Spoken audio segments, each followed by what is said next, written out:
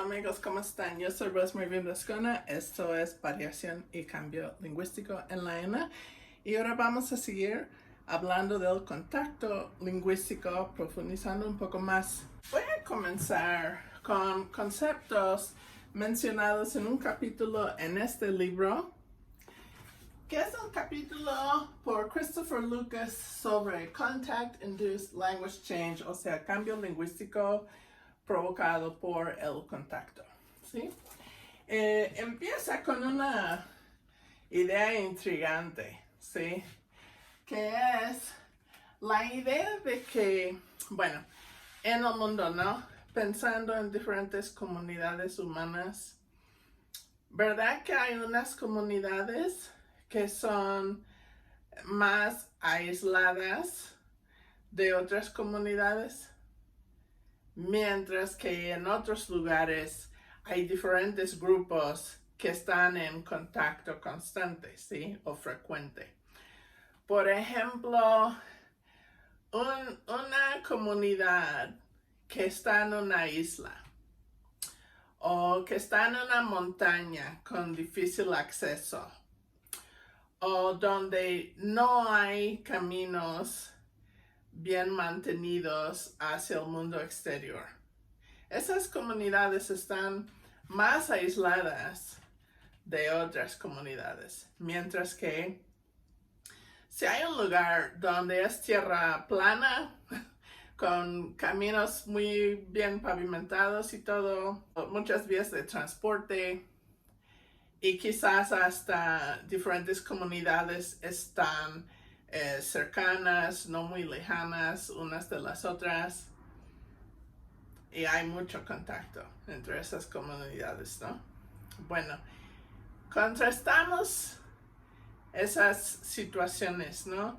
Y la idea es expresada al inicio de este capítulo de que las comunidades del habla que están más geográficamente aisladas suelen sus lenguas suelen ser más conservadoras, suelen cambiar con menos rapidez, suelen mantener más rasgos de la lengua original, más vocabulario de la lengua original, estructuras gramaticales, etc.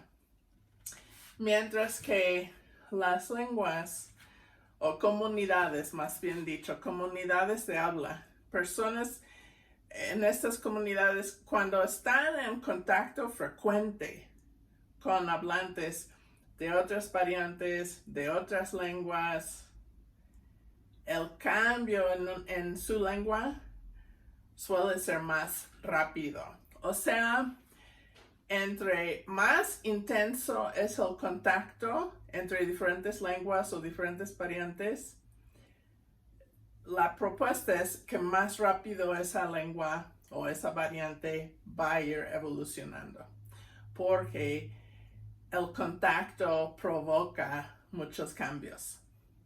Exponernos a otra lengua diferente o una variante regional muy diferente que la nuestra va a como promover cambios, porque vamos a tener más opciones, ¿sí?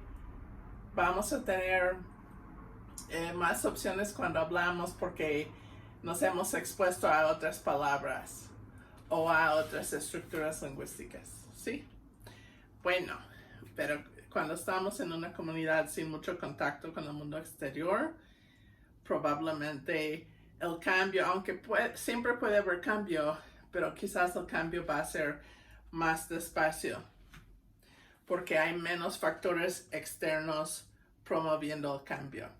Y el autor da el caso de la lengua de Islandia, que dice que esa lengua es mucho más conservadora que las otras lenguas germánicas que se hablan en Inglaterra y en Europa, ¿no? En Escandinavia, en Alemania, Holanda, etc.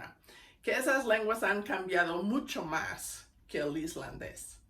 Y es porque el islandés se habla más lejos y en una isla, y después de emigrar ahí, la gente no mantuvo contacto tan frecuente con los hablantes que se quedaron en Noruega. El contacto puede promover el cambio, puede provocar que el cambio sea más acelerado. Vamos a entrar en la primera cosa de profundidad. Los que han estado conmigo en otras clases, muchas veces suelo mencionar esto, ¿no? Que la comunidad de lingüistas en todo el mundo es una comunidad, ¿no?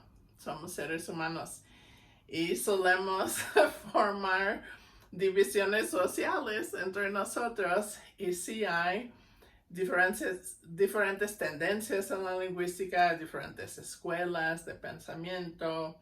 Yo creo que quizás como muchas personas con la madurez voy buscando como integrar más ideas de diferentes lados y no ser tan, no sé, reaccionista o como que encerrarme en mi propia burbuja. Sigo en el mismo equipo de siempre, no voy a cambiar de equipos, pero unos de mis mejores amigos están en el otro equipo y no temo exponerme a otras ideas, sí, creo que eso es saludable. Bueno, para entrar en muchos estereotipos, que obviamente hay muchas excepciones individuales, sí. Digamos que hay como un grupo de lingüistas. Y muchas veces oímos de este grupo como generativistas, formalistas, o ellos mismos se llaman lingüísticas teóricos, que es ofensivo para los demás porque nosotros decimos que todos somos lingüistas teóricos.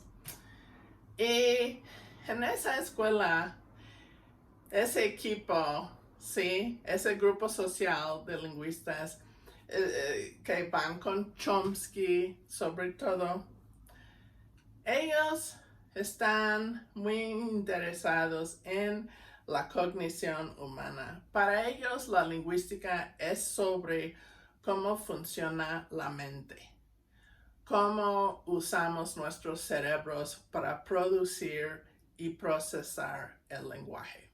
Eso es lo que les prende a ellos, ¿sí? Pero al otro equipo al cual pertenezco también tiene sus etiquetas, ¿no? Como descriptivistas, funcionalistas, tipólogos. Solemos ser personas que hacemos trabajo de campo. Solemos ser personas que estamos, más que la mente, estamos interesados en la sociedad, la interacción social, grupos sociales, ¿sí? Aunque yo creo que hay unos sociolingüistas que unen estos dos grandes perspectivas, ¿sí? Bueno, ok. Ahorita, para hablar de como un modelo o marco teórico para tratar de entender los fenómenos del contacto, Lucas, el autor de este capítulo, cita a Thomason y Kaufman, que es este libro famoso de aquí, muchos lo llaman la Biblia del contacto lingüístico, y por el otro lado cita a Van Cutsem, ¿sí? Ok, entonces yo sería equipo Thomason y Kaufman, pero realmente quizás no debo declarar a qué equipo voy, porque realmente me latan las ideas de ambos en este caso. Entonces, Thomason y Kaufman, aquí en la discusión que da Lucas, representan una perspectiva sociohistórica. Ellos parten de una perspectiva de la lingüística histórica, de interés en grupos sociales, como el cambio lingüístico como parte de la sociolingüística, ¿no? Como indicadores de fenómenos sociales. Mientras que Van Cutsem está más en esta perspectiva cognitiva que incluye mucho la adquisición. Entonces también podremos decir que es una perspectiva adquisicionista, ¿sí? Pensando en la cognición, cómo los niños adquieren su primera lengua. O también cómo los adolescentes y adultos adquieren una segunda lengua. Y cómo esos dos procesos son diferentes cognitivamente, ¿sí? Si aprendes una lengua, una segunda lengua, cuando tienes 5 años, a lo mejor terminas no teniendo acento. Pero si aprendes una lengua cuando ya estás en la prepa o aún más grande, es casi garantizado que vas a tener un acento, ¿sí? Entonces, como nuestra edad, si somos niños, si somos adultos, afecta nuestra producción de lenguaje, ¿no? Eso tiene que ver con la cognición, tiene que ver con el desarrollo cerebral y qué tan posible es adquirir una lengua con la misma competencia de un hablante nativo. Qué tan posible es en diferentes edades. Sería parte de esta perspectiva cognitiva y adquisicionista. Aquí, en esta escuela, como dije, estamos interesados en cómo los cambios lingüísticos, como los que hemos estado viendo todo el semestre, cómo están reflejados en grupos sociales particulares, ¿sí? Por ejemplo, un pueblo versus otro. Mientras aquí estamos más preocupados con la competencia lingüística de un individuo. Y cómo, por ejemplo, en mi caso, ¿no? ¿Cómo hablo español de una manera distinta a que si no hablara inglés? O igualmente, si saber español afecta la manera en que hablo inglés o no. Ok, partiendo desde esta perspectiva sociohistórica, Thomason y Kaufman distinguen entre lo que llaman borrowing versus lo que llaman interference through shift. O sea, borrowing podremos traducir como préstamos y esto podremos traducir como la interferencia mediante el desplazamiento. Y aquí más o menos puse una traducción algo cercana a, bueno, estas citas Lucas las saca de su obra de Thomason y Kaufman. Y sobre los préstamos, Thomason y Kaufman dicen que son o constituyen la incorporación de elementos extranjeros en una lengua materna de un grupo de hablantes de esa lengua. La lengua materna se mantiene, pero se cambia por la incorporación de préstamos. Si no me equivoco, la semana pasada mencioné la palabra lonche, ¿sí? Ok, yo creo que lonche es una palabra de origen inglés que se usa en español mexicano. Ahora, yo creo que quienes prestaron esta palabra de inglés al español fueron mexicanos, ¿sí? Y no dejaron de hablar español. Yo habiendo adquirido español en Estados Unidos, habiendo vivido en California durante más de 20 años, yo diría que, generalizando, los migrantes mexicanos en Estados Unidos, la gran mayoría hablan español con sus hijos. Sí, he conocido muchos mexicanos-americanos que no hablan español, pero son los nietos o los bisnietos o los tartarnietos de los migrantes, no son los hijos de los migrantes. En quizás pocos casos, los hijos de los migrantes pierden el español.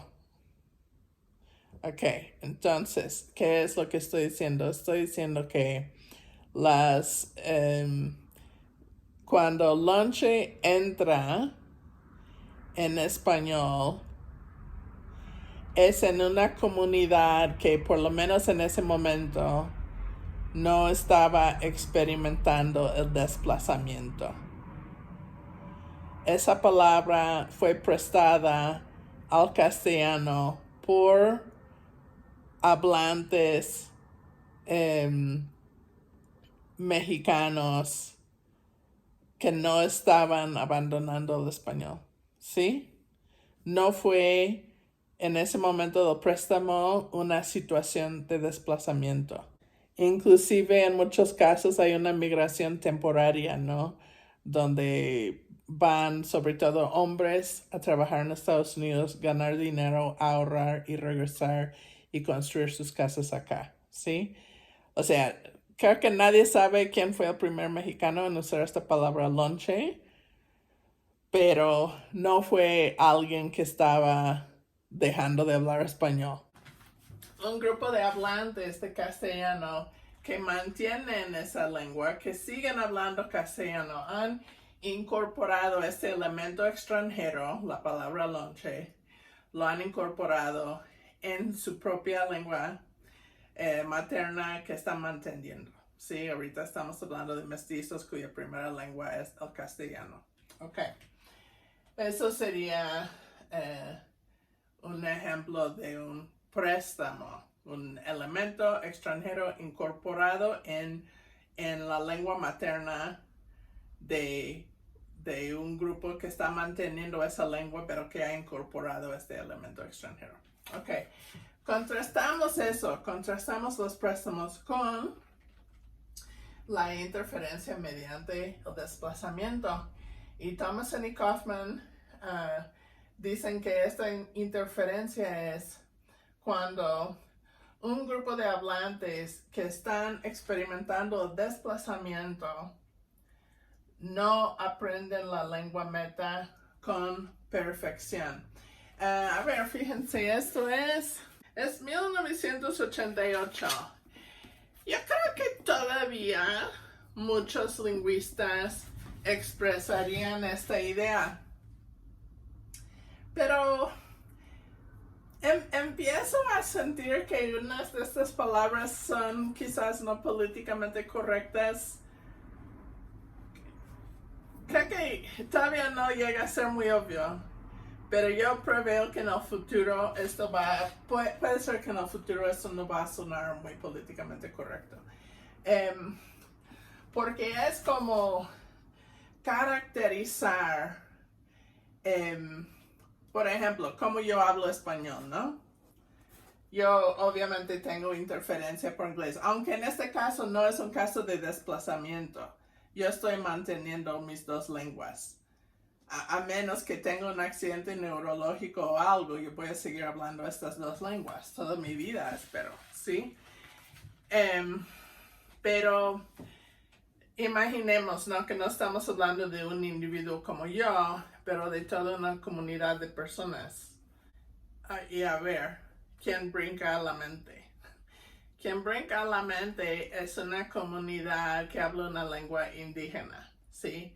Y cuando uso este término indígena, quiero decir personas, una o varias comunidades que históricamente sufrieron una invasión de extranjeros, ¿sí? Eso es lo que quiere decir indígena. Y eso implica muchas cosas negativas, ¿no? Como una derrota militar, subyugación, colonialismo, discriminación, estigma, etcétera, etcétera, etcétera, ¿sí? Marginalización. Entonces, ese tipo de grupo es quien está sufriendo desplazamiento, ¿sí? A ver. En este país, sí, el Estado mexicano, ¿quiénes son las personas que vivimos aquí que no tenemos castellano como nuestra lengua materna. Somos extranjeros, por un lado, y personas indígenas por el otro lado, ¿no? Y ustedes saben, ¿no? Cómo la sociedad nos trata. Lingüísticamente, cognitivamente, quizás estamos en la mismísima situación. Con eso quiero decir que si yo tengo un colega lingüista cuya lengua materna es el náhuatl o el triqui o el zapoteco, que tanto ese colega como yo, cada que impartimos una clase en la ENA, en otra institución mexicana, estamos impartiendo esa clase en nuestra segunda lengua. Y cada que hacemos una ponencia en un congreso aquí en México o que escribimos un trabajo en español, estamos teniendo que expresar nuestras ideas académicas en lo que para nosotros es una segunda lengua. A eso me refiero cuando digo que es la misma situación cognitiva, aunque claro, hay diferencias porque saber que puedes enfrentar la discriminación podría interferir en ese proceso. También hay diferencias en la educación formal, ya que yo nunca he estudiado español y ellos sí, pero a grandes rasgos yo creo que sí estamos en la misma situación porque estamos funcionando profesionalmente en nuestras segundas lenguas. Pero socialmente la sociedad nos trata totalmente distinto, ¿sí? Totalmente. Y los indígenas experimentan discriminación. Personas pertenecientes a naciones indígenas, naciones que fueron invadidas, ¿sí? Experimentan mucha discriminación. Dependiendo cómo defines discriminación, o sea, quizás a veces experimento algo de eso también, pero es otro tipo de discriminación. Xenofobia en este país tiene un sabor muy distinto al racismo en contra de los pueblos mesoamericanos, ¿sí? Ok. Personas pertenecientes a estas naciones mesoamericanas.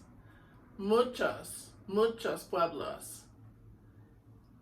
cuyas lenguas maternas son lenguas mesoamericanas están sufriendo este proceso de desplazamiento, ¿sí? Históricamente, en los últimos 100 años, digamos, el Estado mexicano, el gobierno mexicano, ha tenido a veces formalmente políticas de castellanización. Mandó maestros hispanohablantes a los pueblos a enseñar español a los niños. Y en muchos casos eso fue de manera punitiva, ¿no? Que el uso de la lengua originaria fue castigado, a veces físicamente. Yo no pertenezco a una comunidad donde nadie en todo el mundo está o ha intentado erradicar mi lengua. Al contrario, en este país, que yo sepa, todititos los niños mexicanos, 100% de los niños que estudian la secundaria, digamos, están forzados a aprender mi lengua, ¿correcto? Inglés es una materia obligatoria, ¿no? Mi lengua no está experimentando desplazamiento. Lenguas zapotecas sí. Lenguas sabi sí. Lenguas mepa sí. Lenguas ayuk sí. Lenguas ñañu sí. ¿Correcto? Rarámuri sí.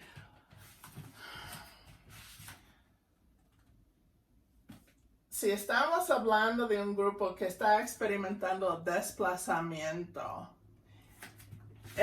estamos hablando de un grupo que está experimentando la discriminación, porque si no estuviera experimentando la discriminación, no estarían viviendo eso. La visión de la lingüística que yo tengo, que me inculcaron en Berkeley, ¿sí? Desde 1995, es lingüística como una ciencia. Para mí, a veces la ciencia es una forma de resistencia social. La lingüística a mí me ha enseñado desde el primer día en la primera clase que tomé, me ha enseñado que en la sociedad y en la educación formal nos inculcan prejuicios. Y la lingüística me abrió los ojos enseñándome que no es cierto, ¿sí? Que no es cierto que si dices fuiste con una S, eres menos inteligente o menos culto que alguien que dice fuiste sin S. La lingüística me ha enseñado que lo que en una sociedad es prescriptivamente correcto, sí, como decir fuiste y no fuiste. Lo que es prescriptivamente correcto no tiene que ver con la lógica, con el intelecto, muchas veces ni tiene que ver con la historia. Lo que hace una forma, ¿sí? Una pronunciación o una forma gramatical, una oración, lo que hace una forma correcta desde la perspectiva prescriptiva que nos inculcan en la educación básica y a veces en nuestras casas y a veces en la calle, lo único que lo hace correcto es que es la forma que usan la gente con dinero y poder. Eso es la verdad. Desde la ciencia de la lingüística, estamos para decir que lo que la sociedad reconoce como correcto es según las normas de las personas poderosas en dicha sociedad. Pero desde nuestro privilegio como académicos, el privilegio que nos dan nuestros conocimientos con nuestra formación como lingüistas, nosotros podemos resistir la imposición de normas por la gente política y económicamente poderosa. Todos los que tenemos un doctorado en lingüística tenemos un privilegio, ¿no? En la sociedad nos dicen doctor, doctora, etc. Reconocen que sabemos algo porque ganamos un doctorado, ¿sí? Y lo que nuestra disciplina hace con el conocimiento especializado que tenemos sobre las lenguas es decirle a la sociedad: ustedes están mal cuando insisten que esta forma es correcta y esta no. Todas las formas que los hablantes usan son correctas, ¿sí? Aunque somos privilegiados por un lado, por tener conocimientos que no todo el mundo tiene, podemos usar ese privilegio para resistir, ¿sí? Los prejuicios de la sociedad y para intentar crear otro tipo de conocimiento y combatir la ignorancia, ¿sí? Podemos combatir los prejuicios con el conocimiento. Y como lingüistas estamos para informar a la sociedad que los prejuicios que tenemos son prejuicios, ¿sí? Y entonces, a ver, comparamos estas situaciones. Si nosotros los lingüistas vamos a decir que cuando tu tía te dice, no se dice fuiste, Se dice fuiste, corrigiéndote, como si fuera una falla moral poner esa S ahí. Si los lingüistas les decimos en nuestras clases, no, eso es prescripción y nosotros no somos prescriptivistas, nosotros somos descriptivistas. Si en ese caso, ¿sí?, de un mestizo, de un hablante nativo de la lengua dominante en este estado-nación de México, si en ese caso vamos a reconocer la discriminación lingüística tal cual por lo que es, ¿por qué no lo haríamos en esta situación? Cuando se trata de hablantes no nativos de una lengua.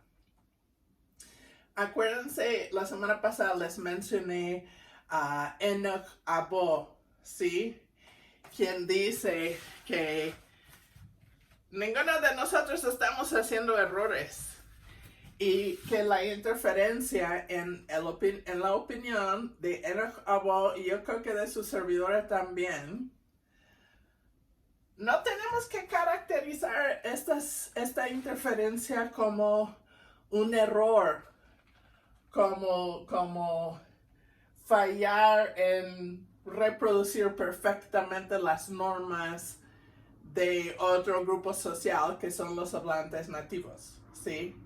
Yo no soy un hablante nativa del castellano. No pertenezco a ese grupo social.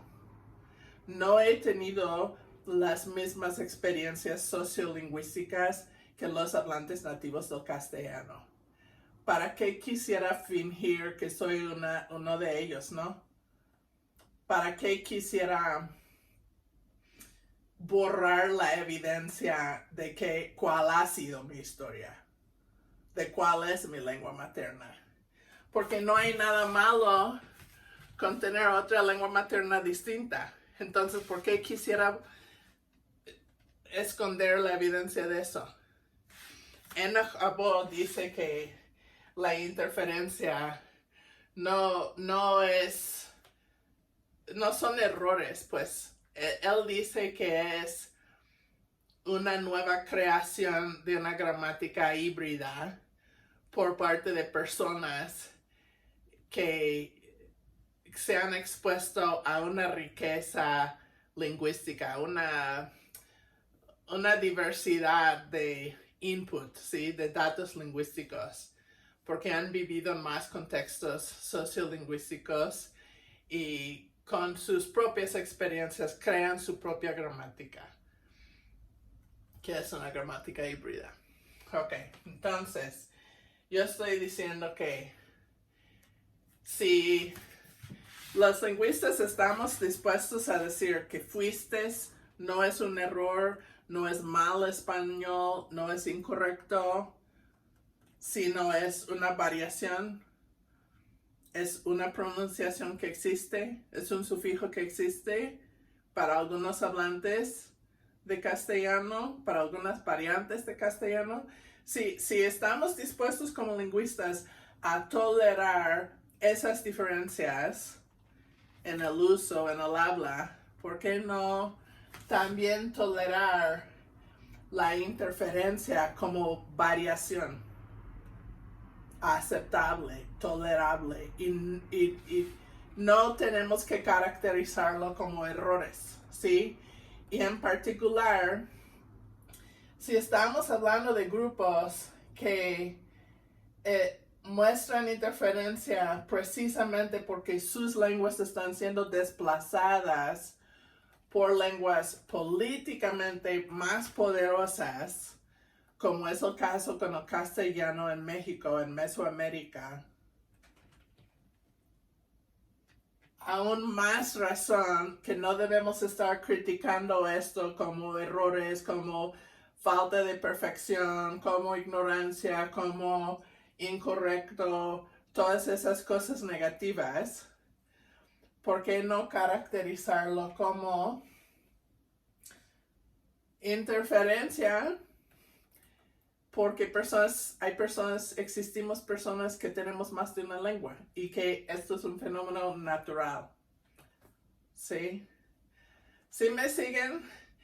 Yo estoy diciendo que como lingüistas en general no debemos estar caracterizando el habla de nadie como erróneo.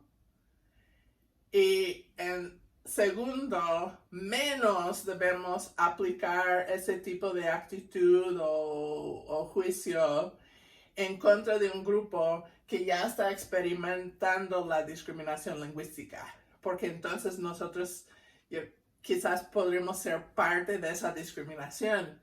Y no estamos para promover la discriminación, estamos para combatir la discriminación, ¿sí? Como disciplina.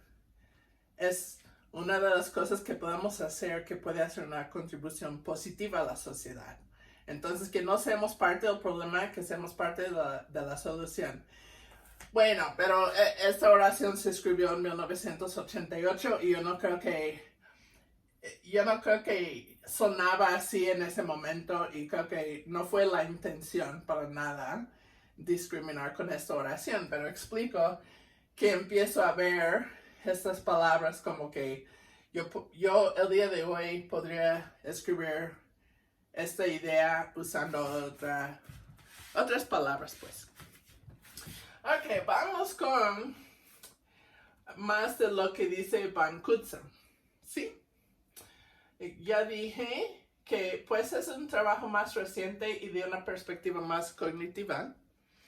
Y creo que ya hablé hasta aquí, más o menos. Pero ahora necesito introducir algunos otros conceptos, ¿sí? Para entender su modelo, su marco teórico de Van Cutsem. Ok, primero, vamos a distinguir entre L1 y L2, ¿sí? L1 es nuestra lengua materna, la primera lengua que adquirimos cuando somos bebés, ¿sí? En general es la lengua de nuestra mamá. L2 es la segunda lengua que adquirimos. Y en muchos casos adquirimos esta L2, esta segunda lengua, en otra edad, cuando ya tenemos más años, ya hablamos la primera lengua y ahora vamos a adquirir una segunda lengua, ¿sí? Cuando ya tenemos competencia en la primera lengua y vamos a adquirir otra, y esa otra la vamos a etiquetar como L2, ¿sí? Aunque claro, hay muchos casos donde uno habla más de dos lenguas también, pero no vamos a complicarnos la vida más, ¿sí? Van Cutsem habla de, bueno, no solamente él, otros también, hablan de la idea de una lengua dominante. Y la lengua dominante suele ser la misma lengua que la lengua materna, que es lo mismo que llamamos L1.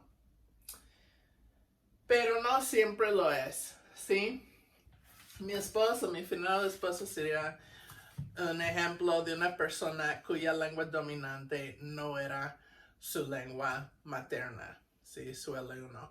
Enrique, su L1 era el castellano y su L2 era el inglés, ¿sí?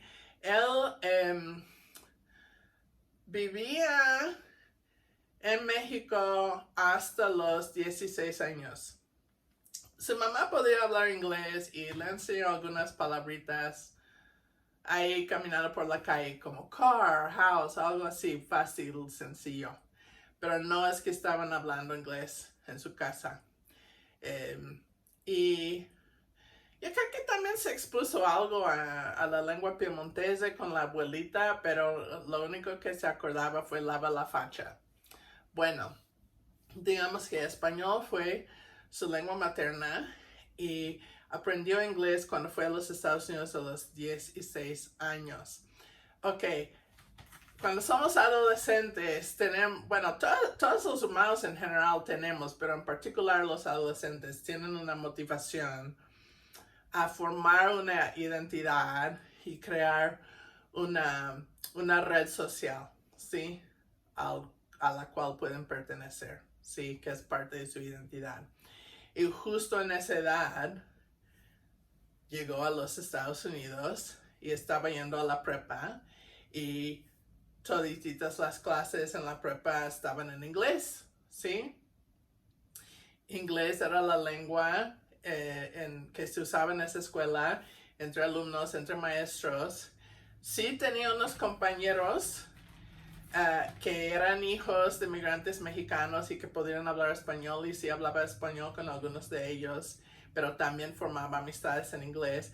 De hecho, me contó que una vez, cuando recién había llegado, uno de sus amigos mexicano-americanos lo invitó a una fiesta y fueron puros mexicano-americanos en esa fiesta, pero como él era más güero, había otro chavo ahí que pensó que él era un norteamericano invadiendo su fiesta mexicana ahí y que quería pelear con él, que sacó un cuchillo y no sé qué.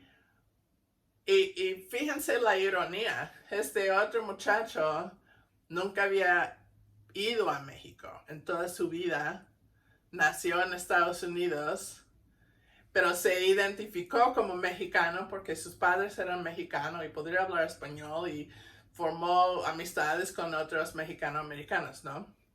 Pero Enrique, que apenas estaba aprendiendo unas cuantas palabras de inglés estando allá por primera vez y que había vivido toda su vida en México, pero como lo veían güero, quiere decir, no, tú no eres mexicano y ¿cómo te atreves a venir aquí? Pues mi hija lo vive aquí, en esta ciudad desde que llegó. Se repite la historia, muy interesante.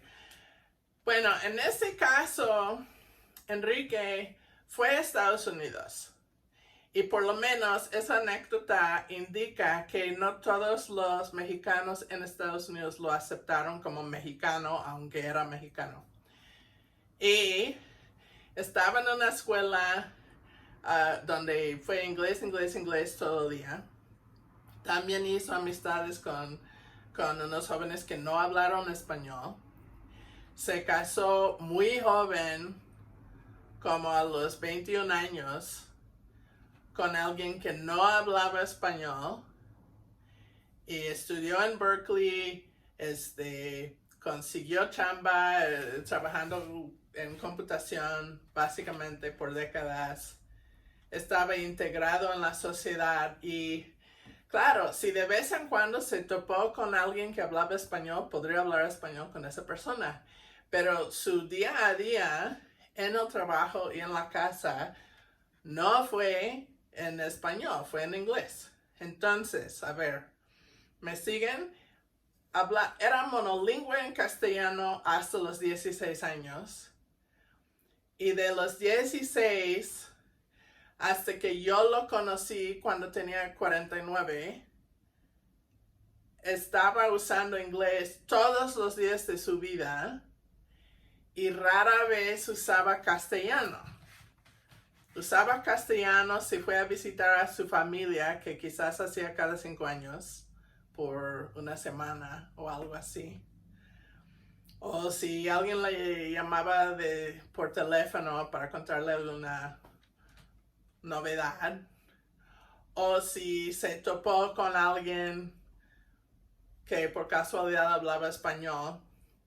Pero eso tampoco iba a ser algo a diario. Entonces imagínense, inglés fue su L2, pero por básicamente 30 años, desde una edad bastante joven, 16 años, hablaba inglés todos los días, todo el día, y hablaba castellano de vez en cuando, rara vez realmente, ¿sí? Hasta conocerme a mí. Y nosotros también hablamos más inglés que español, pero sí hablamos las dos, y conmigo fuimos más seguido a México y estuvimos en más contextos. Yo tenía más amigos mexicanos y empezamos a convivir más con inmigrantes allá, ¿no? Pero imagínense, ¿no? Español nunca iba a dejar de ser su L1 porque eso es permanente para siempre. Pero en su caso, el inglés fue la L2, pero se volvió su lengua dominante.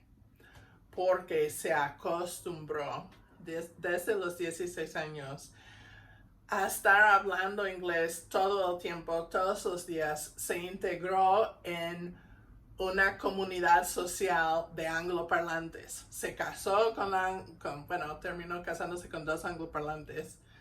Sus amigos eran angloparlantes. Sus compañeros de trabajo eran angloparlantes. Inglés, inglés, inglés, inglés, inglés. ¿Sí? Todo el tiempo. En contextos sociales, en contextos profesionales, en contextos educativos. Inglés, inglés, inglés. Se acostumbró a hablar inglés y no estaba usando el castellano. Entonces, las veces que sí hablaba en castellano, claro que no tenía acento, tenía buena pronunciación y todo, pero sí la gente notaron que a veces decía cosas extrañas. Sí, a veces unas palabras pues no podría recordarlas o formaba a veces sí decía cosas raras, ¿no? Me acuerdo que él pensó que la palabra noviazgo, ¿no? Él estuvo convencido de que fue noviazo. Y ahí nos visitó mi cuñado y le dije, cuñado, a ver, dile que es noviazgo y no noviazo. Y dijo, no, a menos que es un noviazo o algo. O sea, cositas así, ¿no? Ustedes, si me están viendo y su lengua materna es el castellano, quizás creen que nunca podrían olvidar un detalle, sí, una palabra, pero sí, bajo las circunstancias sociales indicadas, sí es posible. Me acuerdo en otra ocasión dijo algo como metiendo un prefijo de inglés en una palabra en español y en vez de decir desafortunadamente dijo unafortunadamente, como an, el prefijo an de inglés que se escribe UN. Medio lo pronunció en español, pero es un afijo de inglés. No es algo que diría todo el tiempo, pero de vez en cuando espontáneamente sí decía cosas raras, ¿sí?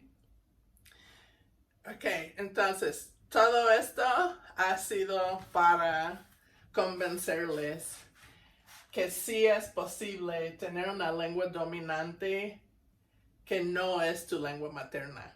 Entonces, a ver, resumo un poco. Tu lengua materna, tu L1, nunca va a cambiar. Eso es permanente, es algo calado en piedra, es parte de tu historia que no se puede cambiar, ¿sí? Pero tu lengua dominante sí puede cambiar. Enrique tenía español como su lengua dominante, seguramente hasta los 16 años.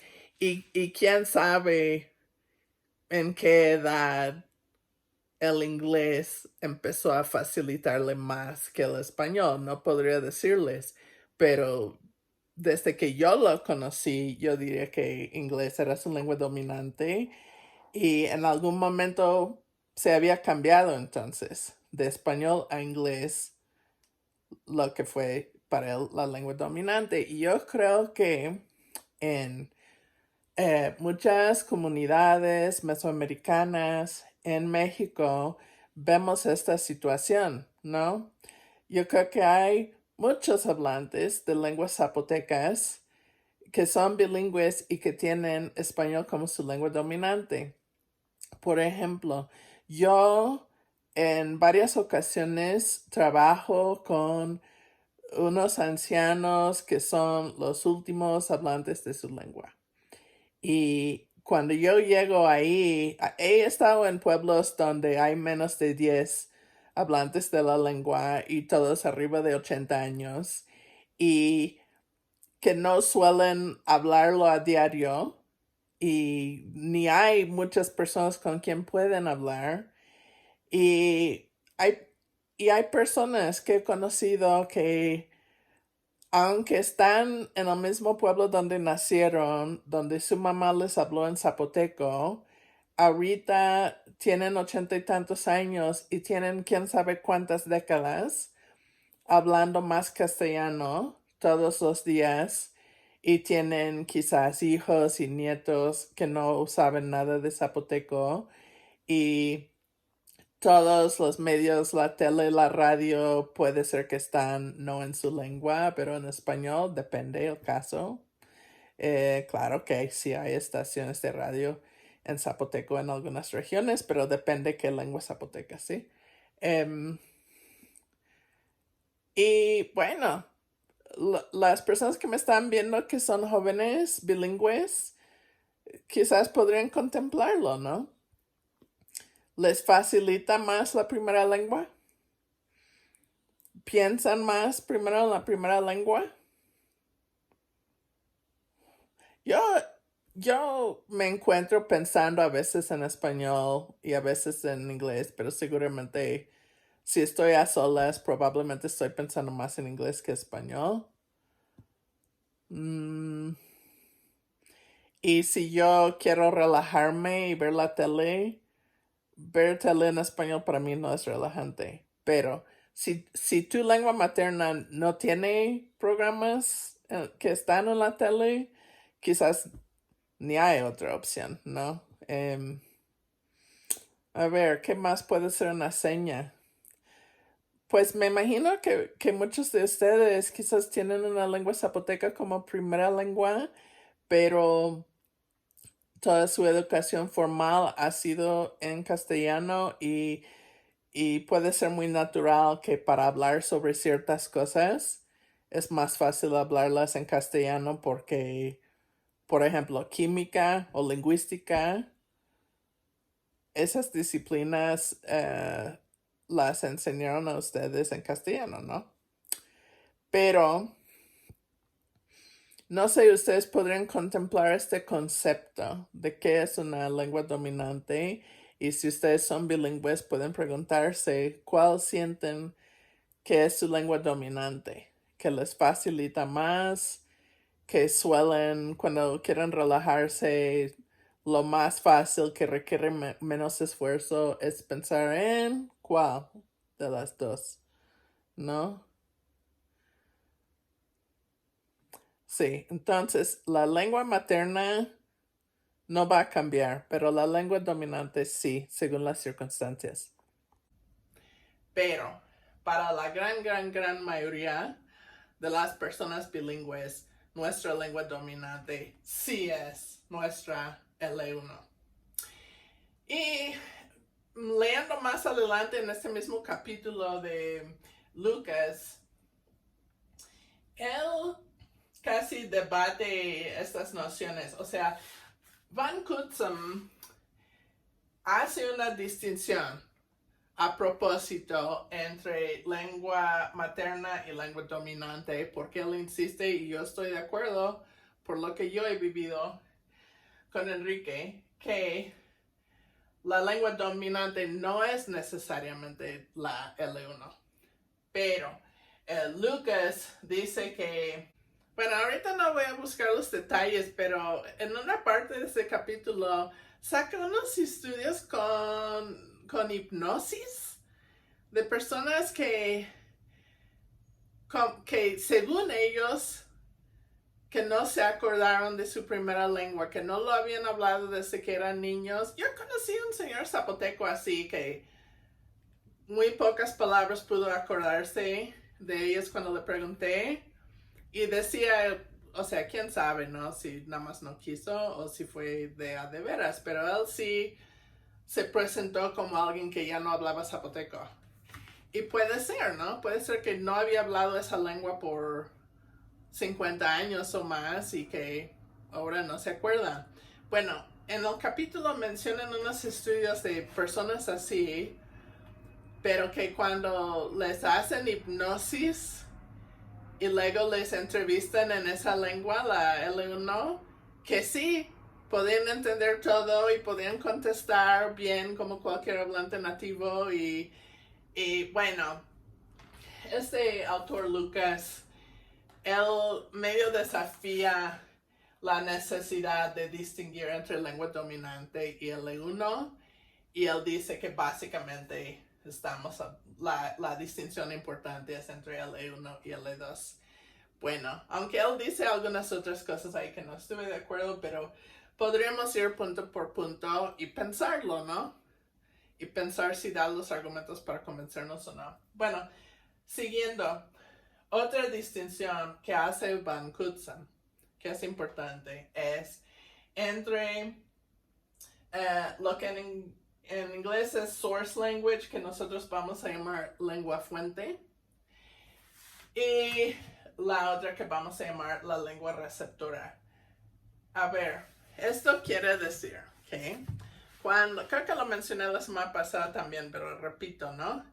Cuando hay un cambio lingüístico provocado por contacto, si hay una palabra o si hay un elemento estructural, sintáctico, fonológico, etc., que tiene origen en una lengua y está influyendo a la otra lengua, la lengua influida, la lengua que recibe la influencia, eso es la lengua receptora. Está recibiendo nuevo material lingüístico, sea una palabra nueva prestada de otra lengua, sea una nueva estructura lingüística, una nueva pronunciación. Está recibiendo nuevo material, eso es la lengua receptora. Y podemos contrastar esa lengua con la otra lengua, que es la lengua fuente, de dónde viene este nuevo material lingüístico. En el caso del lonche, inglés es la lengua fuente que provió esta forma, ¿sí? La forma de, más o menos la pronunciación, aunque sí se adaptó a la fonología del español, pero provió la idea de un concepto de cierta comida que más o menos se pronuncia así. No todo eso, esa palabra viene de inglés. Inglés es la fuente de esa palabra lonche. Y castellano es la lengua que recibe esa nueva palabra lonche. Castellano es la lengua receptora, ¿sí? Si yo hablo castellano con un acento norteamericano y a veces hago una R retrofleja en vez de una vibrante, igualmente, español es la lengua receptora. Español está recibiendo mi R, ¿sí? mi retroflexión. Yo estoy otorgando al castellano el privilegio de mi R. Y la fuente de esa R retrofleja es inglés norteamericano, ¿sí? Ok, podemos hablar de esto en cuanto a los préstamos léxicos, en cuanto al acento extranjero en la pronunciación, en cuanto a diferencias sintácticas. Otro término que introduce Van Cutsem en su modelo es esta noción de los agentes del cambio. ¿Quiénes son los agentes del cambio? Son las personas que están promoviendo el cambio, son las personas que están innovando en el lenguaje, están introduciendo cambios en la lengua. Y Van Cutsem también habla de borrowing o préstamos, igual que Thomason y Kaufman, pero también los caracteriza con otro término que podría ser para él sinónimo a borrowing, que es transfer under receptor language agentivity, que quiere decir transferencia bajo la agentividad o mediante la agentividad de la lengua receptora. ¿Esto qué quiere decir? Quiere decir que hablantes nativos o en sus términos dominantes de la lengua receptora son los agentes del cambio. ¿Sí? No es que un montón de gringos que no saben hablar castellano llegaron a México a insistir a que todo el mundo empezara a usar esta palabra lonche. No pasó así. ¿Quiénes son los agentes del cambio? Son los hablantes del castellano, que estuvieron en contacto con inglés, seguramente fueron allá de migrantes, tenían contacto con angloparlantes. Allá comemos lunch, ¿no? Y nosotros comemos lunch a las 12. Aquí comen la comida a las 2. Ahí hay una diferencia. También, cuando comemos, eso también puede ser diferente, porque en la cultura anglosajona, la comida fuerte es la cena, ¿sí? Yo creo que aquí empiezan con la mayor cantidad en la mañana y lo van disminuyendo con con cada comida hasta llegar a una merienda en la noche. Para los anglosajones es al revés. Desayuno es poquísimo y lunch más o menos y dinner, la cena, es la comida grande. El finado Emiliano Cruz Santiago me comentó esto cuando fue a un taller en Londres, en la Universidad de Londres, y estaba comiendo ahí en la cafetería, le daban sus 3 comidas al día y dijo, nos dan poquísimo en la mañana y luego para mi sorpresa en la noche nos dan un montón, que quién quiere comer tanto en la noche. Y tuve que explicarle, no, en esta cultura es al revés, ¿sí?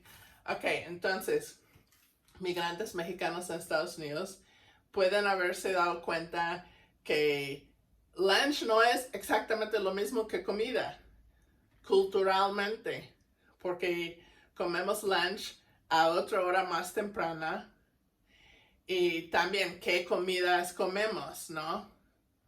Sí, y a lo mejor fueron ahí a trabajar y están comiendo lunch en el trabajo.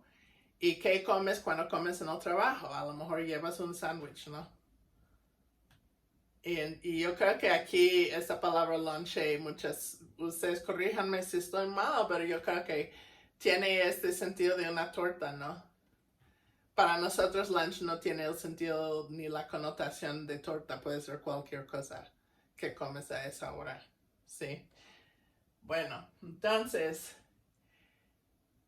esta palabra lonche en el español mexicano refleja la pronunciación y las impresiones de migrantes mexicanos en Estados Unidos de esa comida. Sí. Se refleja en la pronunciación lonche en vez de lunch y se refleja en qué quiere decir, porque creo que lo que quiere decir lonche no es exactamente lo que quiere decir lunch para mí, pero está relacionado y es debido al contacto con mi cultura y mi lengua, ¿sí? Ok, entonces los agentes del cambio, ¿quiénes determinaron la pronunciación de esta palabra? ¿Quiénes determinaron el sentido que iba a tener esta palabra lonche? Y quienes decidieron usar esta palabra lonche en castellano fueron hablantes de castellano, no hablantes nativos de inglés, ¿sí? Entonces, en este caso de lonche, castellano es la lengua receptora, ¿sí? Y inglés es la lengua fuente. Y los agentes del cambio fueron hablantes, dominantes, digamos, de la lengua receptora, ¿sí? En español sería LR, pero aquí está en inglés, por eso tengo RL, pero es LR en español, lengua receptora. Los agentes del cambio, cuando se trata de préstamos léxicos, son hablantes nativos de la lengua receptora. Pasando al otro fenómeno que Thomason y Kaufman llaman interferencia mediante el desplazamiento. Van Cutsem y Lucas, bueno, Lucas sobre todo llama este fenómeno imposición. Y eso es interesante, ¿no? Y yo creo que algo confuso, porque socialmente en una situación de desplazamiento, por ejemplo, si tomamos el caso mesoamericano, que llegan los españoles y ellos imponen su lengua, ¿sí? ¿Correcto? Bueno, acá que no, ni fueron los españoles que impusieron tanto la lengua, yo creo que eran los mexicanos, porque la independencia fue una independencia de criollos y en realidad fue el Estado mexicano quien impuso el castellano en los pueblos indígenas. Pero eso es como una imposición social.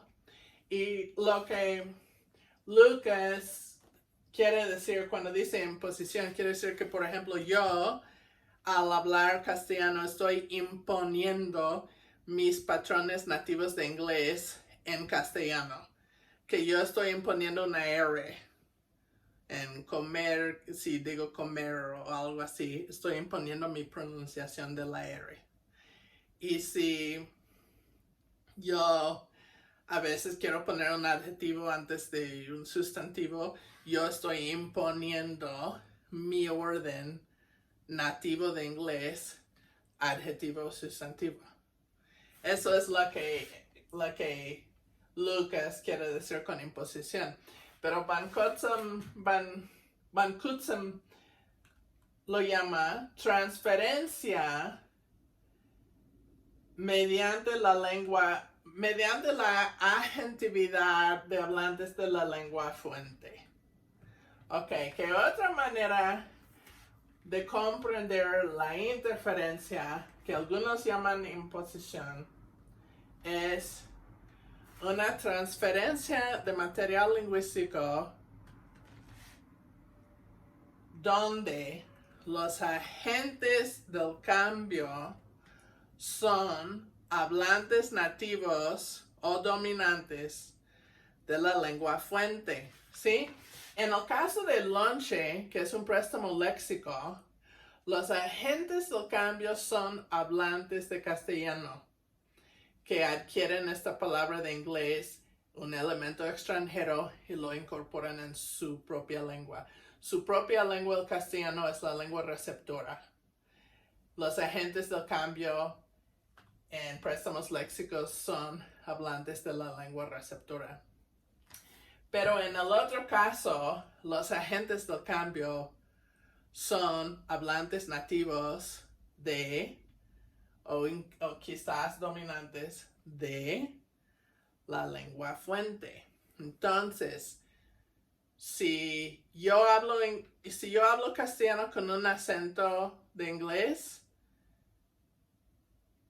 yo soy quien está causando el cambio en esta versión propia del castellano. Yo soy el o la agente del cambio. Y yo soy hablante nativa de la lengua fuente. La lengua de donde viene la pronunciación retrofleja de la R. La lengua de donde viene el orden adjetivo sustantivo. Y yo estoy creando un cambio con imponer esos rasgos de mi lengua en la versión de castellano que yo hablo. Ahora, yo como una extranjera probablemente no voy a influir mucho a otras personas, ¿sí? Si hay en su castellano, ¿sí? Si hay otros extranjeros que quieran aprender castellano, no me van a estar copiando a mí, van a estar buscando a hablantes nativos. Y si hay hablantes nativos de castellano con quien llego a estar en contacto, no van a cambiar su uso de su lengua materna para imitarme a mí, que no es mi lengua materna. Eso no va a pasar, ¿sí? Entonces, realmente, aunque yo soy el agente de cambio en mi propio dialecto, desde una perspectiva más sociohistórica, no puedo ser el agente de un cambio en castellano, porque no soy parte de una comunidad donde yo puedo influir las normas, ¿sí? A menos que estamos hablando de algunos términos de lingüística que les introduzco, algo así. Bueno, pero, ¿qué tal si no estamos hablando de un individuo, sino todo un grupo social, todo un pueblo, toda una sociedad, ¿sí? Si estamos hablando de un pueblo que históricamente hablaba una lengua mesoamericana, como comenté en el video pasado, ¿no?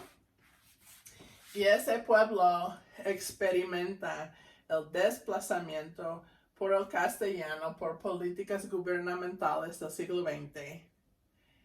y toda una generación de padres de familia aprenden castellano como L2. En términos de Thomason y Kaufman van a ser errores por interferencia por su L1. En términos de Van Cutsem, ellos van a imponer sus propios rasgos en la lengua receptora y dejar sus huellas en el castellano local, ¿sí? Entonces,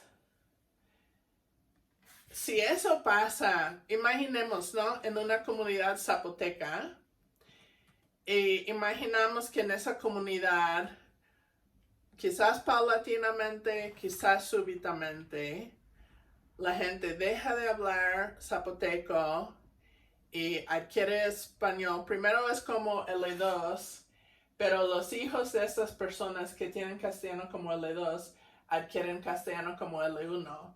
Pero la versión de castellano que ellos adquieren como L1 es la versión que es L2 para sus padres y tiene interferencia o imposición o como transferencia o como quieran llamarlo de la lengua zapoteca, ¿sí? En ese caso, colectivamente, una comunidad podría ser agentes del cambio y ellos, la generación de padres de familia que enseñan español a sus hijos, esa generación de papás son agentes del cambio y ellos están cambiando el castellano, creando una nueva variante de castellano que es una variante influida por el zapoteco.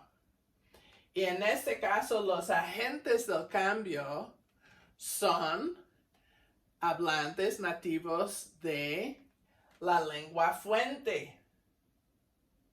Y la lengua receptora, ellos la tienen como L2. ¿Sí? Esto pasa por todo el mundo. Mis antepasados en Irlanda, por ejemplo. El inglés de Inglaterra, por ejemplo, tiene la T como alveolar. Se articula con un punto de articulación alveolar.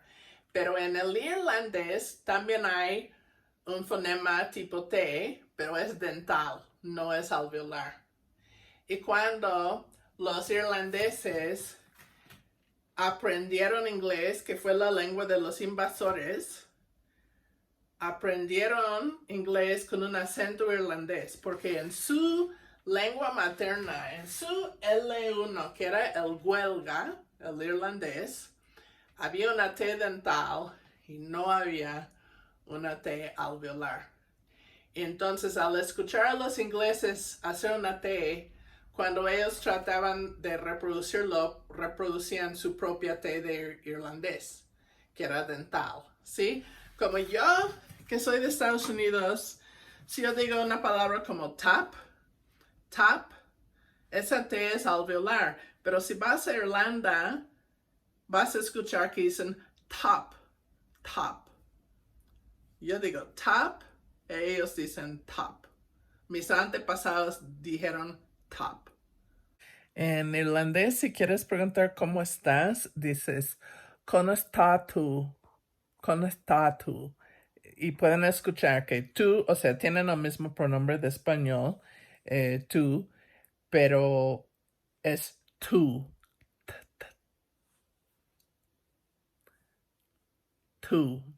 Tú, ¿sí? La T es dental. Entonces, ¿por qué mis antepasados tenían conos ta, tú? En inglés decían top of the morning tuya o algo así, ¿no?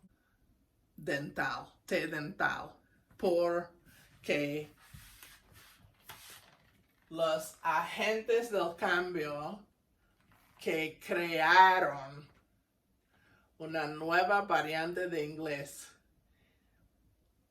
el inglés irlandés.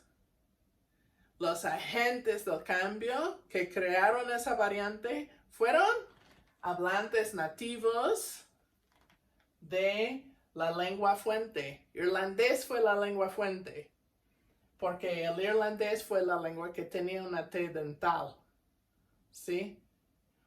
El inglés de los invasores tenía una T alveolar.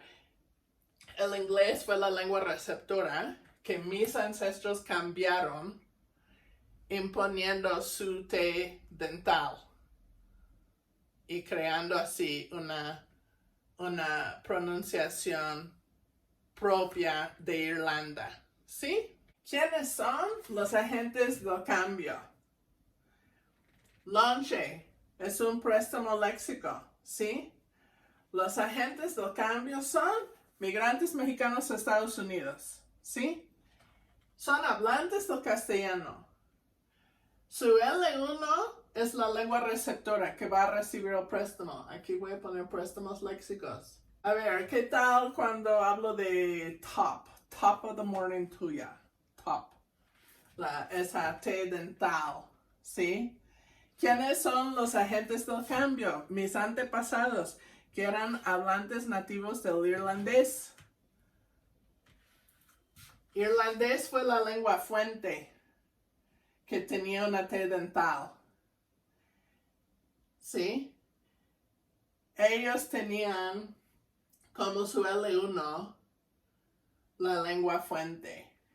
Y esto es lo que podemos llamar. También tomando en cuenta más literatura, les puedo decir que unos lingüistas hacen una distinción entre interferencia en el caso de una persona bilingüe y cómo hablan su L2 con influencia de su L1. Eso es interferencia.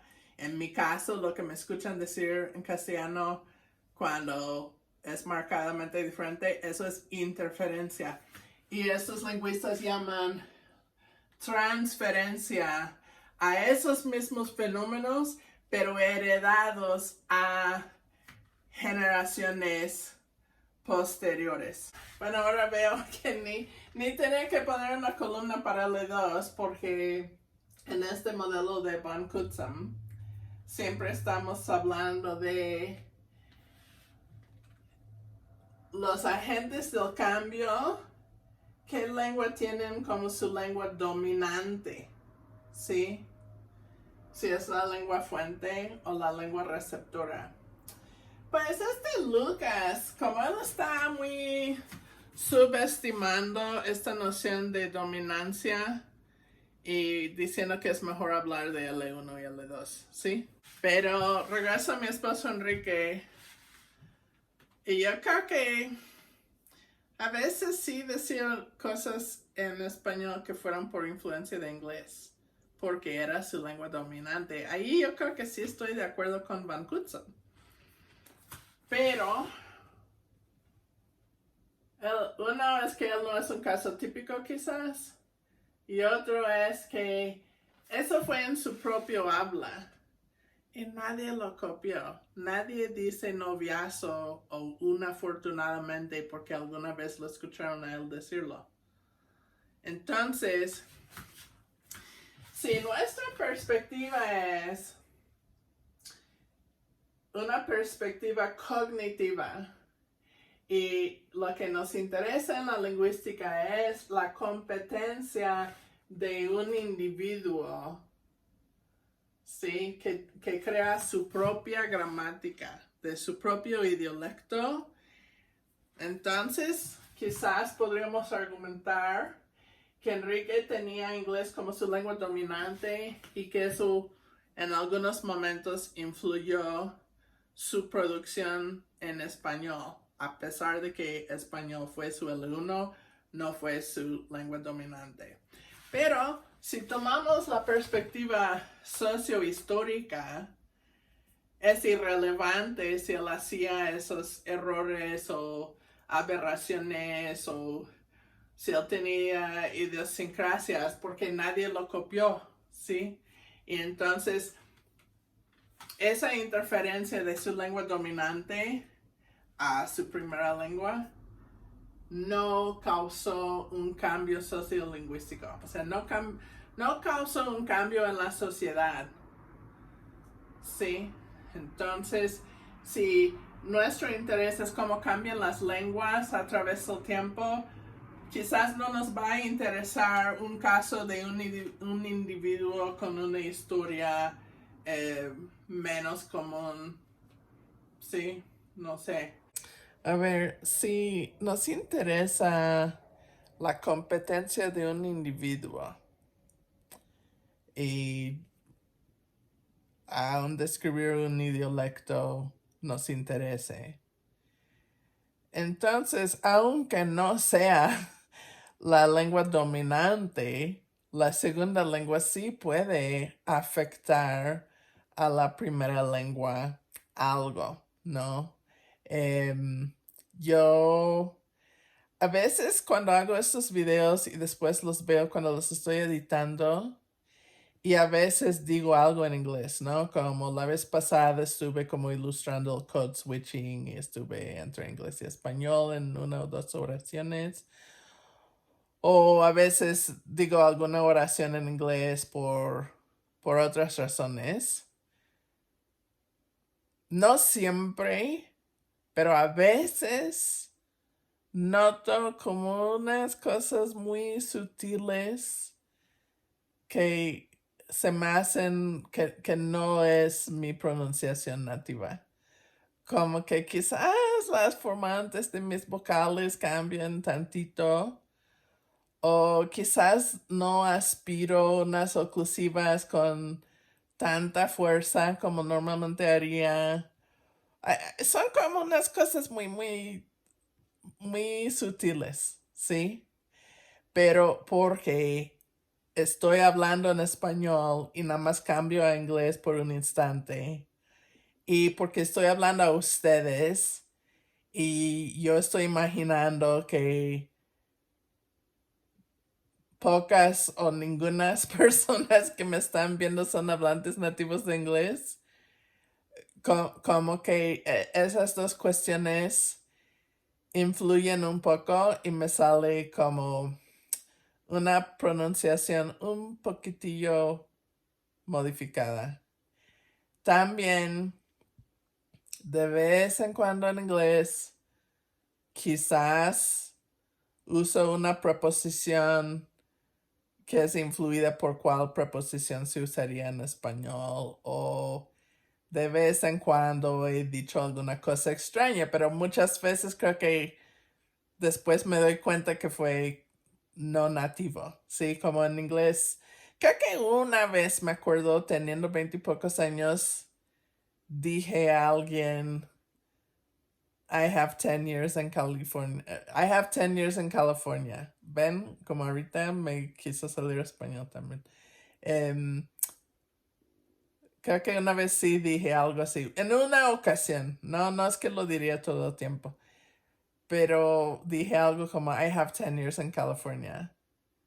Ningún angloparlante monolingüe diría eso. Eso es calcado de español. Nosotros diríamos I've been in California for 10 years. ¿Sí? Otra. Cuando mi hija estuvo aquí estudiando la secundaria en una escuela bilingüe. Y luego siempre llegaba a la casa y me decía cosas raras que decían tanto las maestras como los alumnos, porque ella fue la única angloparlante nativa en el aula. Y una cosa que me reportó fue que los niños mucho levantaron la mano para decir, Teacher, I have a doubt. Y, o sea, ningún angloparlante diría eso, por lo menos ningún angloparlante monolingüe. Uno, nosotros no usamos teacher como vocativo.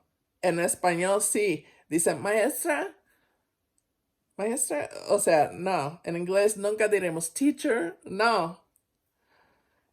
Si fue universidad diremos professor. Y si fue la secundaria probablemente sería Miss, Mrs, Mr más el apellido. ¿Sí? Pero nunca diríamos teacher para dirigirnos a alguien, jamás. Y la otra cosa es esto de I have a doubt, ¿no? porque eso es calcado de español. Ah, tengo una duda. Y en inglés, los angloparlantes monolingües no dicen tengo una duda, dicen tengo una pregunta. Sí.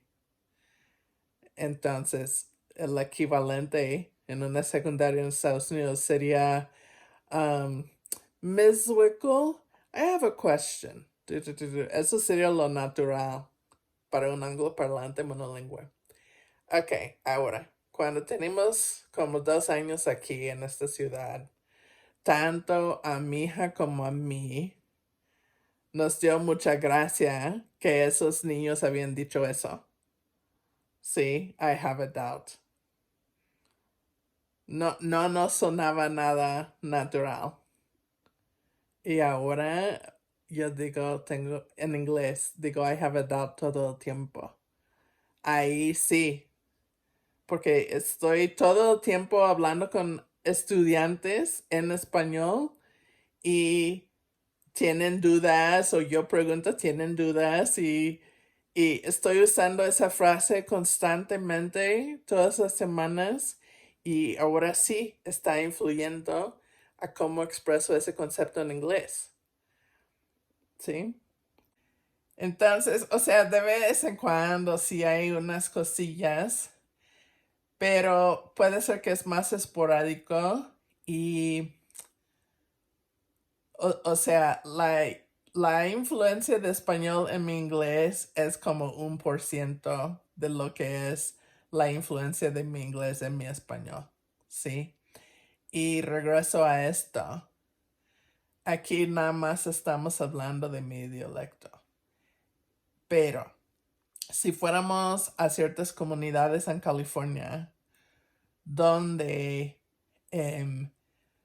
muchas personas tienen padres que hablan español en casa, aunque estas personas tengan inglés como su lengua dominante, hay ciertas cosas que uno puede detectar, ¿sí? Y que son por influencia, pero la cosa es que forman parte de una comunidad con las mismas circunstancias sociolingüísticas y otras personas en su alrededor tienen la misma situación, ¿sí?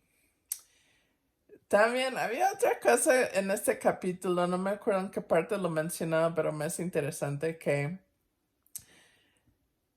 muchas personas quizás pueden dominar la L2 súper bien y ser casi nativos, pero hay ciertas cosas que a veces no cambian, que revela cuál es la L1. Y unas de esas cosas suelen ser marcadores de discurso, porque muchas veces la gente lo percibe como algo no lingüístico. Les doy 2 ejemplos, ¿no? En inglés, cuando, como para una muletilla, cuando no sabemos qué decir, estamos como comprando tiempo, decimos ¿sí? Y yo creo que hay muchos angloparlantes que hablan español, que están hablando español, dando una ponencia en un congreso o algo, pero cuando tienen que parar por un instante pensando en la palabra que van a usar, dicen o algo así.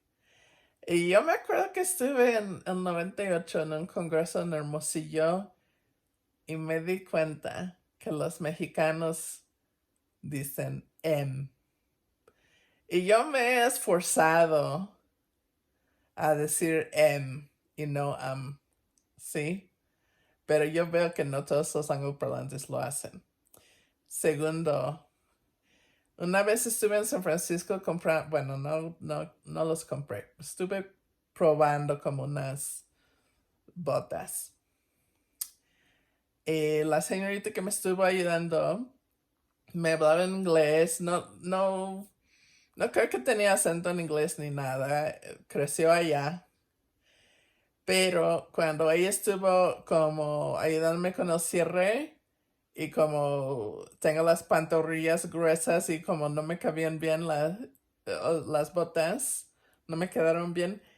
y ella por un instante como que iba a atrapar mi piel en el cierre. Y ella dijo, uy. Y entonces yo sabía que era una hablante nativa de español, porque uy, o sea, no, los angloparlantes no decimos uy en inglés, ¿sí? Pero eso es algo, ella hablaba perfectamente el inglés, sin acento, quizás fue hasta la lengua dominante, pero una cosita así como expresar, como uy, lo expresaba en algo, para mí uy es español, ¿no? Y la cosa es que ella no sabía que yo hablaba español. Para ella yo fui como cualquier angloparlante monolingüe. Y ella me habló en puro inglés, excepto ese uy, ¿sí? Esas cosas son interesantes también. Ya no me acuerdo qué estuve hablando, mejor sigo editando el video. Ok, hasta aquí que les he presentado. Les he presentado dos perspectivas sobre el contacto lingüístico, los cambios que promueven diferentes situaciones de contacto, y les he presentado como una dicotomía entre los préstamos versus la interferencia, o que la interferencia que se puede convertir en transferencia. Y hemos hablado de esas nociones de que hay diferencias entre nuestra lengua materna y nuestra segunda lengua, y que por lo menos en la opinión de Van Cutsem, no necesariamente la L1 siempre va a ser la lengua dominante, aunque suele ser la lengua dominante. Y hemos hablado de la distinción entre una lengua fuente y una lengua receptora. Y esta noción de Van Cutsem de los agentes del cambio, eso sí me fascina algo, porque yo relaciono, aunque esto está dentro de esta perspectiva quizás más cognitiva, yo relaciono esta noción a mi perspectiva sociohistórica. Porque para mí decir que la interferencia o transferencia desde un sustrato zapoteco, por ejemplo, o de otra lengua mesoamericana, esa interferencia o transferencia en castellano, poder caracterizar a los hablantes nativos de zapoteco, no como aprendices imperfectos, sino agentes del cambio. Me gusta mucho este término, porque es asignar agencia. No decir, oh, son los que aprendemos una lengua después de los 12 años, digamos, y que tenemos acento. No es decir que somos defectuosos, que somos ignorantes, que somos imperfectos, porque no podemos producir la pronunciación exacta de un hablante nativo. No es caracterizarnos así de una manera negativa, sino caracterizarnos como agentes del cambio, como las personas que estamos creando cambio lingüístico. Bueno, yo no, pero hablantes de lengua zapoteca sí. Eso me gusta mucho. A ver, resumiendo un poco qué fue este video, ¿no? Este video fue introducirles a cómo lingüistas con diferentes perspectivas, modelos, marcos teóricos categorizan o hacen una tipología de cambios por contacto, ¿sí? Y mencioné al modelo de Thomason y Kaufman, que es un modelo sociohistórico, ¿sí? Que está viendo los cambios históricos que son consecuencia de contacto, y están haciendo como una dicotomía entre los préstamos, especialmente léxicos, versus la interferencia desde un sustrato. Y en el caso de los préstamos, caracterizan ellos que esto pasa en situaciones de mantenimiento, que la gente incorporan elementos extranjeros en su propia lengua, pero no están abandonando su lengua, están manteniendo su lengua. Y contrastan esa situación con una situación de desplazamiento donde vemos interferencia. Y los efectos de la interferencia suelen ser más fonológicos y sintácticos, mientras que los préstamos en una situación donde la lengua se mantiene suelen ser más léxicos, ¿sí? Entonces, sí, en situaciones donde se mantiene una lengua, se suele prestar palabras de la otra lengua a las otras lenguas con las cuales los hablantes están en contacto. Pero en una situación de desplazamiento, entonces los cambios que vemos en la lengua a la cual están cambiando la gente son cosas más estructurales. No son tantas palabras que se prestan de la lengua que se está dejando, pero sí deja una influencia que es más en la pronunciación y la gramática. Entonces, esa perspectiva es sociohistórica. Y la otra perspectiva es más cognitiva y con una énfasis en el proceso de la adquisición y cómo puede ser diferente la adquisición de una lengua materna versus de una segunda lengua o lengua extranjera, ¿sí? Aunque llega a semejantes conclusiones sobre esta dicotomía entre préstamos léxicos versus interferencia o imposición. A ver, en CONACYT y en PRODEP siempre nos están preguntando cosas como ¿qué aplicaciones sociales tienen nuestras investigaciones? ¿Sí?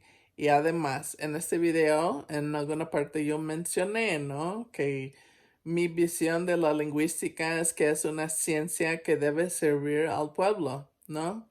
Y aquí examiné dos perspectivas sobre el contacto lingüístico, dos modelos, un modelo sociohistórico y otro modelo cognitivo de adquisición. Y yo creo que salieron dos ideas que nos pueden tener relevancia aquí a nuestro contexto mesoamericano, ¿sí?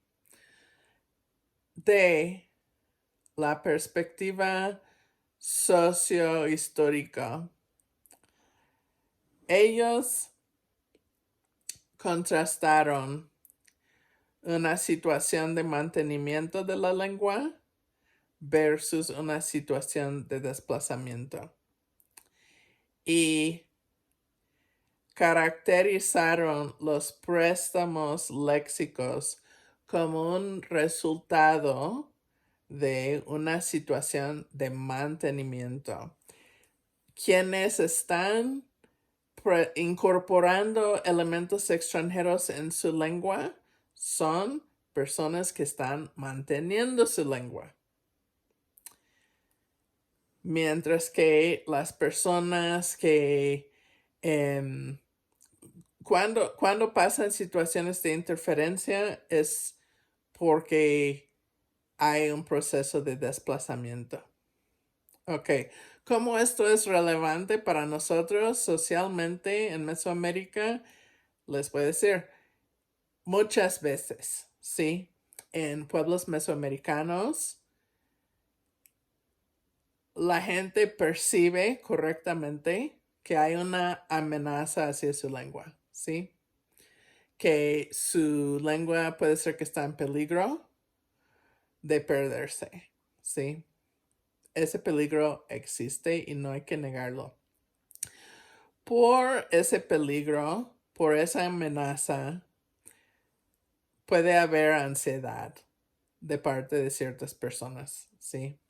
Quizás personas grandes, abuelitos, padres de familia, maestros, temen que la lengua se puede perder. Y entonces quieren proteger la lengua. Y suelen ponerse muy prescriptivos, ¿sí? Y decirles a los jóvenes, no estés metiendo mucho español, o criticar a la gente que está usando préstamos de español en su zapoteco, su mixteco, etc. Ok. Y yo creo que siempre es dañino prescribir, porque lo he dicho en otras ocasiones, muchas, ¿no? Yo creo que esos abuelitos, esos maestros tienen buenas intenciones de proteger la lengua, pero con hacerlo así puede tener el efecto contrario porque va a crear en los jóvenes inseguridades respecto a su lengua y puede disminuir su deseo de hablar la lengua, porque nadie les está regañando así cuando hablan español, entonces mejor van a hablar español porque nadie les va a estar diciendo que les están hablando mal, ¿sí? Ok, ahora ahí identifico un problema social, ¿no? Que la gente grande que hablan una lengua mesoamericana a veces se ponen muy prescriptivo con hablantes más jóvenes sobre el uso de préstamos de español, porque perciben esos préstamos como una amenaza hacia su lengua, los perciben como una contaminación de su lengua. Pero en el modelo de Thomason y Kaufman, fíjense, los préstamos pasan en situaciones de mantenimiento. La interferencia, en cambio, es lo que pasa cuando hay desplazamiento. Los préstamos pasan en situaciones de mantenimiento. Repito, los préstamos pasan en situaciones de mantenimiento. Desde esa perspectiva, el hecho de que hablantes están incorporando préstamos de la otra lengua que también hablan en su L1, ¿por qué están haciendo eso? Es porque están manteniendo su lengua.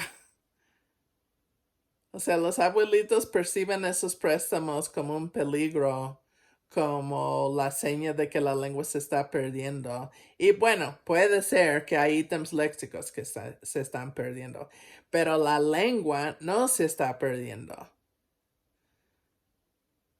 Si la lengua se estuviera perdiendo, estos jóvenes no estarían usando préstamos, estarían hablando en español.